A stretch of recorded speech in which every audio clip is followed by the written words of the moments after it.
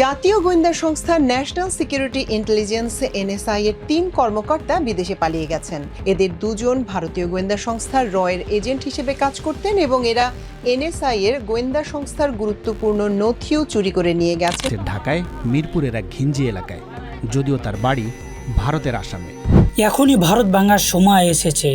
আমরা যদি এখন কাজ না করে পরবর্তীতে আফসোস করা ছাড়া আর কোনো উপায় থাকবে না। কেননা ভারতের তরুণরা ভারত সরকারের উপর, ভারতের উপর তাদের খুব জেরেছে। এত বছরও তারা তাদের অধিকার ফিরে পায়নি, যার পরে বিশেষ করে ভারতের লাদাখ, কাশ্মীর থেকে ভারতের বিভিন্ন অঞ্চলের মানুষরা এখন ভারত থেকে আলাদা হতে চায়। এখন ভারতের বিভিন্ন প্রদেশের অবস্থা এমন হয়েছে যেমনভাবে ফিলিস্তিন, কাশ্মীরের মতো তাদের অবস্থা হয়েছে। ভারতের বিভিন্ন মিডিয়া বলছে, ভারতের বিভিন্ন ইউটিউবার বলছে, বিশেষ করে দেশভক্ত ভারতের ইদানিং কালের সবচেয়ে বড় ইউটিউবার, যার কথা বিশ্বাস করে, যার প্রত্যেকটা কথা হেডলাইন হয়ে যায়, তেমন একজন মানুষ বলছে যে ভারতের অবস্থা এখন ফিলিস্তিনের মতো হয়ে গেছে, গাজার মতো হয়ে গেছে।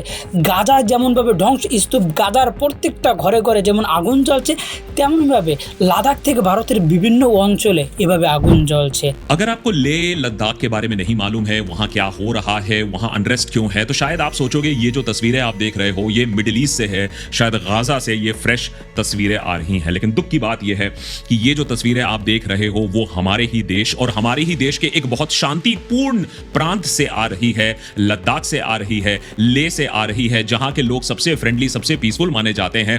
आज वो भी आगजनी करने लगे हैं, वो भी इतने नाखुश हो गए हैं सेंट्रल केंद्र सरकार से कि वो ये सारी हरकतें करने लगे हैं, इलीगल एक्टिविटीज में इन्वॉल्व होने लगे हैं।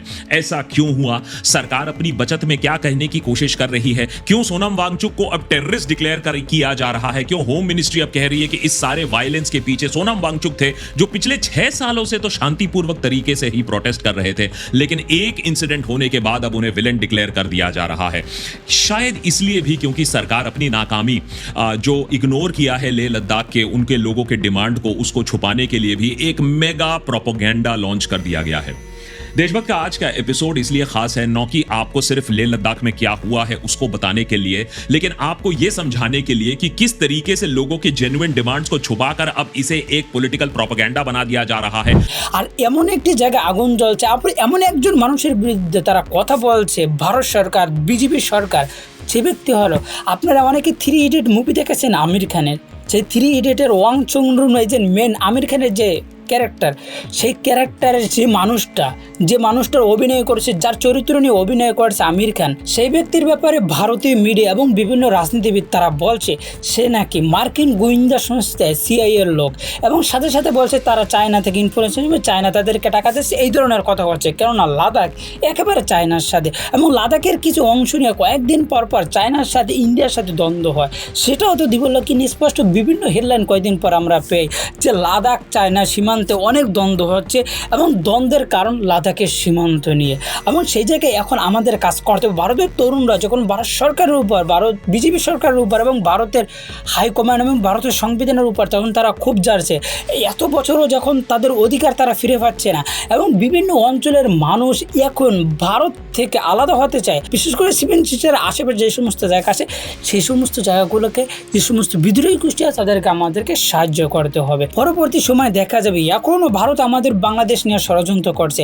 আমাদের বাংলাদেশের গোয়েন্দা সংস্থা NSI গোয়েন্দা সংস্থার ভিতরে ভারতীয় গোয়েন্দা সংস্থা ছিল এবং বড় বড় পদে বসেছিল। তারা আমাদের বাংলাদেশের বিভিন্ন তথ্য নিয়ে তারা পালাই গেছে। 3 জন ভারতের গোয়েন্দা সংস্থারাও আমাদের বাংলাদেশে NSI এর ভিতরে ছিল, তারা কয়েকদিন আগে পালাই গেছে, এবং তারা ইন্ডিয়ান গোয়েন্দা সংস্থা রয়ের হয়ে কাজ করছে। এই কথাটা আমার কথা না, এটা হলো আমার দেশের কথা, আমাদের বাংলাদেশের বিশ্বের যোগ্য সব থেকে এখন বর্তমানে বিশ্বের যোগ্য হলো আমার দেশ পত্রিকা। আর সেই আমার দেশের কথা হলো আমাদের বাংলাদেশে NSI এর ভিতরে 3 জন ভারতীয় গোয়েন্দা সংস্থা কাজ করেছিল উপর লেভেল, তারা এখন পলাতক রয়েছে। আপনি আমার দেশ থেকে আপনাদেরকে শোনাচ্ছি। জাতীয় গোয়েন্দা সংস্থা ন্যাশনাল সিকিউরিটি ইন্টেলিজেন্স এনএসআই এর 3 কর্মকর্তা বিদেশে পালিয়ে গেছেন। এদের দুজন ভারতীয় গোয়েন্দা সংস্থা রয়ের এজেন্ট হিসেবে কাজ করতেন এবং এরা এনএসআই এর গোয়েন্দা সংস্থার গুরুত্বপূর্ণ নথিও চুরি করে নিয়ে গেছেন বলে নির্ভরযোগ্য সূত্রে জানা গেছে। এই কর্মকর্তারা হলেন এনএসআই এর যুগ্ম পরিচালক বদরুল আহমেদ বিদ্যুৎ, উপপরিচালক আমিনুল আমিনুল হক পলাশ ও সহকারী পরিচালক Tanvir Hossain Khandakar. Dubai consulate, Kolkata mission এবং ঢাকা থেকে এরা পালিয়েছেন। আমিনুল হক পলাশ বিকল্প পাসপোর্টে ভারত থেকে ব্রিটিশ ভিসা নিয়ে লন্ডনে পালিয়ে গেলেও অন্য দুই কর্মকর্তা কোন দেশে পালিয়ে গেছেন এনএসআই এর সদর দপ্তর এখনো জানাতে পারেনি। শুধু তারা আমাদের বাংলাদেশের গোয়েন্দা সংস্থার ভিতরে এবং বিভিন্ন জায়গায় অরাজকতা করেই ক্ষান্ত না, তারা এই মুহূর্তে আমাদের বাংলাদেশের ভিতরে ভারতের অনেক মানুষ ঢুকাইছে এবং অনেক মানুষ ঢুকাইছে যেভাবে সাধারণ মানুষ, যে মানুষ বাংলাদেশে ঢুকতে চায় না সে মানুষ জোর করে যদি তারা ঢুকাইতে পারে, আর যদি ভারতের গোয়েন্দা সংস্থা আমাদের বাংলাদেশে বর্ডার দিয়ে ঢোকে, তাদের জন্য পানিপাত হয়ে গেছে। যারা ঢুকতে চায় তাদের যে কোনো সময় চাইলেই ঢুকতে পারে। আমাদের বাংলাদেশে বর্ডার গার্ড বিজিবি কতটা উদাসীন সেটা আপনাদের একটি বিবিসি বাংলা একটি রিপোর্ট প্রচার করেছে। সেই রিপোর্টে দেখানো হয়েছে আমাদের বাংলাদেশে ভারতের আসামের বিভিন্ন মানুষ এখন বাংলাদেশে ঢুকে যাচ্ছে এবং তারা আমাদের বাংলাদেশে ঢুকতে চায় নাই। ঢোকা না থাকা সত্ত্বেও, তাদের ইচ্ছা না থাকা সত্ত্বেও তারা আমাদের বাংলাদেশের ভিতরে ঢুকে গেছে। দেখেন তো, এটা কি আপনার ছেলে মেয়ে হয়?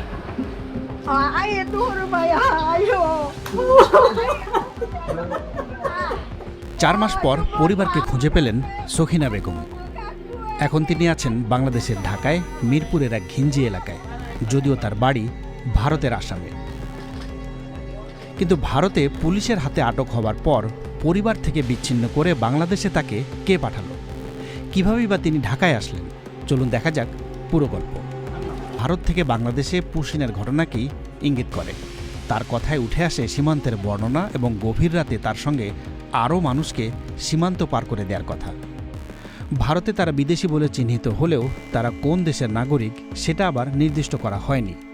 অভিযোগ, তাদের অনেককেই প্রচলিত নিয়ম ভেঙে ঠেলে দেয়া হচ্ছে বাংলাদেশে, যাদেরই একজন সখিনা বেগম। যে মানুষগুলো ঢুকতে চায় এবং বাংলাদেশের ভিতরে গুপ্তচর বৃদ্ধি করতে চায়, তারা এখন আমাদের বাংলাদেশের কোন কোন জায়গায় বসে রয়েছে, আমাদের বাংলাদেশের বর্ডার গার্ড বিজিবি কতটা উদাসীন, এবং ভারতের বিভিন্ন মানুষ আমাদের বাংলাদেশ ঢুকছে এবং বিভিন্ন গোয়েন্দা সংস্থা এবং বিশেষ করে ভারতের গোয়েন্দা সংস্থা আমাদের বাংলাদেশের ভিতরে কাজ করছে, সেটা তো দিবালোকে স্পষ্ট হয়েছে এই সমস্ত কাহিনীর দ্বারা। যে সমস্ত মানুষ ঢুকতে চায়নি তারা আমাদের বাংলাদেশে ঢুকে গেছে। তাই আমাদের বাংলাদেশ বর্ডার গার্ড বিজেপিকে সতর্ক থাকতে হবে, তাদের উদাসীন হলে চলবে না। যদি উদাসীন হয় তাহলে আমাদের বাংলাদেশ পৃথিবীর মানচিত্র থেকে মুছে যেতে পারে। তাই আমাদেরকে প্রত্যেকটা পদক্ষেপ এবং প্রত্যেকটা মুহূর্তে সতর্ক থাকতে হবে, আমাদের চৌকন্না থাকতে। আমরা যদি এক মুহূর্তে যদি চৌকন্না না থাকি, বাংলাদেশের ভিতরে গৃহযুদ্ধ লেগে যেতে পারে এবং আমাদের বাংলাদেশ পথভ্রষ্ট হয়ে যেতে পারে এবং আমাদের বাংলাদেশের ভিতরে এমন এমন কাহিনী হতে পারে যেটা আমরা কখনো কল্পনা করতাম না। কেননা ভারতের গোয়েন্দা সংস্থা এবং ভারত চায় আমাদের বাংলাদেশ সুষ্ঠু স্বাভাবিক বাংলাদেশ যেন না থাকে। আমাদের বাংলাদেশের ভিতরে তারা বিভিন্ন ধরনের ষড়যন্ত্র করতে চায় এবং আমাদের বাংলাদেশের বর্তমান যে সরকার এবং হাসিনা যে পালাই গিয়েছে, যার ফলে আমাদের বাংলাদেশের জনগণের উপর ভারতের এখন চূড়ান্ত লেভেলের ক্ষোভ রয়েছে। বাংলাদেশকে তারা চাইতে আসে বিভিন্নভাবে আক্রমণ করতে। বাংলাদেশের ব্যাপারে হাসিনা পতন হওয়ার পর যুদ্ধ করা বাদে, সরাসরি মিলিটারি পাঠানো বাদে তারা সমস্ত কাজ করে ফেলাইছে আমাদের বাংলাদেশের ব্যাপার। শুধু তাদের মিলিটারি পাঠানো বাকি ছাড়া তারা সমস্ত কাজ করে ফেলেছে আমাদের বাংলাদেশের ব্যাপারে। আর ভবিষ্যতে যারা আমাদের বাংলাদেশে ভারত বিরোধিতার রাজনীতি করবে, তারাই আমাদের বাংলাদেশে মানুষের কাছে জনপ্রিয় হবে এবং তারাই আমাদের বাংলাদেশে ভবিষ্যতে নির্বাচন হবে, নির্বাচনে তাদের ব্যালট বাক্সে মানুষ ভোট দেবে। সেটা এখন দিবালোকে স্পষ্ট হয়ে গেছে। যেমন ডাকসু নির্বাচন হয়ে গেছে এবং বিভিন্ন কলেজ ইউনিভার্সিটিতে যে নির্বাচনগুলো হয়েছে, সেই নির্বাচনগুলোতে এখন স্পষ্ট হয়ে গেছে আমাদের বাংলাদেশে যারা এই ভারত বিরোধিতার রাজনীতি করবে, তারাই আমাদের বাংলাদেশের আগামীতে সরকার গঠন করবে। তাই ভারত আমাদের বাংলাদেশের প্রত্যেকটা ক্ষেত্রে প্রত্যেকটা জায়গায় একের পর এক ষড়যন্ত্র করতে আসে। আপনি কোন জায়গার কথা বলবেন যেই যেখানে এখন ভারত আমাদের বাংলাদেশের ষড়যন্ত্র করছে না? তাই আমাদেরকে সতর্ক থাকতে হবে। আর এভাবেই ভারত একের পর এক ষড়যন্ত্র করতে আসে। আমরা যদি এখন ভারতের বিরুদ্ধে কোনো পদক্ষেপ না নিতে পারি এবং ভারতের উগ্রবাদী এবং বিচ্ছিন্নবাদী আন্দোলনকারীদেরকে যদি আমরা সাহায্য সহযোগিতা না করতে পারি, তাহলে আমাদের আফসোস করা ছাড়া আমাদের আর কোনো পদই বাকি থাকবেন। তাই আমাদেরকে এখন বিচ্ছিন্নবাদী আন্দোলনকারী আছে তাদেরকে সাহায্য সহযোগিতা করতে হবে। আমাদের বাংলাদেশ সেনাবাহিনী থেকে উপরে যে সমস্ত বাহিনী আছে, আমাদের বাংলাদেশ সমস্ত প্রশাসন আছে, সমস্ত প্রশাসনকে ভালো করে ভেরিফাই করতে হবে যেন প্রশাসনের ভিতরে কোনো ভারতীয় গোয়েন্দা সংস্থা থেকে শুরু করে বিশ্বের কোনো গোয়েন্দা সংস্থার লোক যেন আমাদের বাংলাদেশের ভিতরে না থাকে, বিশেষ করে প্রশাসনের ভিতরে যে না থাকে। আর প্রশাসন আমাদের বাংলাদেশ কোনো ক্ষেত্রে কোনো জায়গায় এলাকায় যেন ভারতের গোয়েন্দা সংস্থারা এবং ভারতের মানুষ যেন আমাদের বাংলাদেশে বসবাস না করে, এবং বিশেষ করে যে সমস্ত মানুষ ভারতের পক্ষে কথা বলে সেই সমস্ত মানুষ যেন আমাদের বাংলাদেশে ধীরে সুস্থ শান্তিতে না থাকতে পারে, তাদেরকে যেন দৌড়ের উপর রাখতে হবে এবং তাদেরকে যেখানে পাওয়া হবে সেখানে মারা হবে, এমনভাবে আমাদের কাজ করতে হবে। তাহলে আমাদের বাংলাদেশ সঠিক পথে থাকবে। কারণ আমাদের বাংলাদেশের ভিতরে এই সমস্ত মানুষ থাকলে কয়েকদিন পর পর তারা অরাজকতা সৃষ্টি করবে, আমাদের বাংলাদেশের ভিতরে বিভিন্ন ধরনের কাজ করবে, যার মাধ্যমে আমাদের বাংলাদেশ যখন সুস্থ স্বাভাবিক এবং সুষ্ঠু এবং ন্যায়ের পথে যে আমাদের বাংলাদেশ আসে, সেটা থেকে আমাদের বাংলাদেশ পথভ্রষ্ট হতে পারে। তাই এখনই আমাদের প্রত্যেকটা পদক্ষেপ নিতে হবে। বিশেষ করে এখন আমার এই ভিডিওটা বানানোর মেন উদ্দেশ্য হলো আমাদের বাংলাদেশ ডক্টর মোহাম্মদ ইউনূস থেকে আমাদের বাংলাদেশের বিভিন্ন গোয়েন্দা সংস্থা, যে ডিজিএফআই থেকে এনএসআই, যে সমস্ত গোয়েন্দা সংস্থাকে এখন কাজে লাগাতে হবে ভারত ভাঙার কাজে। যদি ভারতকে আমরা না ভাঙতে পারি, উল্টা ভারত আমাদের কয়েকবার পুটকি মেরে দেবে। তাই এখনই ভারত আমাদেরকে পুটকি মারার আগে তাদেরকে যেন পুটকি মারতে পারে সেভাবে আমাদের কাজ করতে হবে। আমরা যদি এখন না করি, শুধু আফসোস করা ছাড়া আমাদের আর কথা থাকবে না, আফসোস করা ছাড়া আমাদের আর কোনো কাজও থাকবে না। তাই এখনই ভারত ভাঙার সময় এসেছে। এখন যদি ভারতের অনেক মানুষ, ভারতের প্রত্যেকটা প্রদেশ তাদের নিজস্ব আন্দোলন করতে আসে এবং প্রত্যেকটা প্রদেশের মানুষ তারা চাইতে আছে নিজেদের অধিকার, যাদের নিজেদের অধিকার এত বছরও তারা দেয়নি। ব্রিটিশ কাদা আন্দোলন হয়েছে কত 1948 সালে, 48-এর পর এবং 47-এর পরে এখন পর্যন্ত তাদের নিজস্ব স্বাধীনতা এবং তাদের যে অধিকার, নাগরিক অধিকার, সেই অধিকার দেয় না। সেই অধিকার নিয়ে তারা আন্দোলন করতে আসে এবং অনেক মানুষ ভারত থেকে আলাদা হইতে চাইতে আসে। তাই এই মুহূর্তে এবং এখনই সময় তাদেরকে সাহায্য করতে হবে। তাদেরকে একটু সাহায্য করলে তারা যে কোনো সময় ভারত থেকে আলাদা হয়ে যেতে পারে। আর আমাদের বাংলাদেশই শুধু চায় না যে ভারত ভাঙুক, বিশ্বের অনেকগুলো রাষ্ট্র থেকে, বিশ্বের যত সুপার পাওয়ার আছে, বিশ্বের যত রাষ্ট্র আছে, আপনি চীনের কথা বলবেন, আপনি আমেরিকার কথা বলবেন, রাশিয়ার কথা বলবেন, আপনি যত মুসলিম কান্ট্রি দেখেন সমস্ত মুসলিম কান্ট্রির কথা বলেন, আপনি যে সমস্ত রাষ্ট্রের কথা বলবেন, সমস্ত রাষ্ট্রে বেশিরভাগ রাষ্ট্রে, দুই একটা রাষ্ট্র বাদে বেশিরভাগ রাষ্ট্র চাইতেছে ভারত ভাঙুক। এবং ভারতের কোনো ব্যয়াপনা পৃথিবীতে আর অন্য কোনো রাষ্ট্র নাই। তাই এখনই সারা বিশ্বের মানুষকে সতর্কতা এবং সারা বিশ্বের মানুষ এখন চায় ভারত ভেঙে যাক। তাই এখনই আমাদের কাজ করতে হবে। তাই ভালো থাকবেন, সুস্থ থাকবেন। এবং এই ভিডিওতে যে সমস্ত বিষয় নিয়ে কথা বললাম, যে ভারত আমাদের বাংলাদেশের বিরুদ্ধে ষড়যন্ত্র করছে এবং ভারতের তরুণরা ভারতকে ভাঙতে চায় এবং ভারত থেকে স্বাধীন হতে চায় এবং তাদের নিজেদের অধিকার তারা ফিরে দিয়েছে, এবং আমাদের বাংলাদেশের এনএসএ গোয়েন্দা সংস্থা, এনএসএ এর ভিতরে ভারতীয় গোয়েন্দা সংস্থারও আমাদের বাংলাদেশের বিভিন্ন তথ্য নিয়ে তারা পালাই গেছে এবং বাংলাদেশের ভিতরে ভারতীয় নাগরিক পাওয়া যাচ্ছে। এবং সাথে সাথে আমাদের বাংলাদেশের বিভিন্ন ধরনের ষড়যন্ত্র করেছে ভারতের গোয়েন্দা সংস্থারা।